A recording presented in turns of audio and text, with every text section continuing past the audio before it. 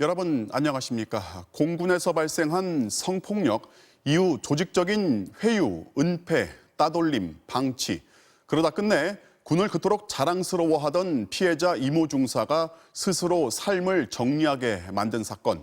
이성용 공군 참모총장이 책임을 통감한다면서 사의를 표했고 문재인 대통령은 80분 만에 수용했습니다. 그리고 군 검찰은 공군 본부 또 성폭력이 발생한 20전투 비행단 이중사의 현 소속 부대인 15비행단을 동시다발로 압수수색했습니다.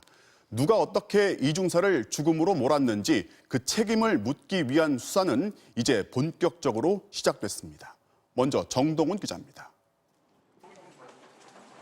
이성용 공군 참모총장은 짧은 입장문을 통해 전격 사의를 표명했습니다. 무거운 책임을 통감한다며 유족분들께는 진심 어린 위로의 뜻을 전한다고 밝혔습니다. 80분 뒤 청와대는 즉각 수용했습니다.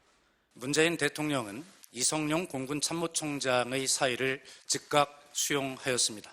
문 대통령이 최고 상급자까지 엄중 조사하라고 지시한 지 하루 만입니다. 사실상 경질된 것으로 보입니다. 사의는 수용됐지만 사표가 수리된 건 아닙니다. 국방부 보고 누락과 단순 변사 보고 경위, 지휘부의 축소, 은폐 의혹까지 수사 대상이기 때문입니다. 청와대 고위 관계자는 이 총장이 조사나 수사를 받아야 될 수도 있어 사표 수리까지는 절차가 좀 남아있다고 말했습니다.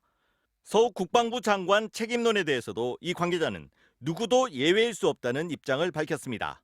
다만 지금 시점에서 장관의 경질 가능성을 거론하는 것은 적절하지 않다고 덧붙였습니다.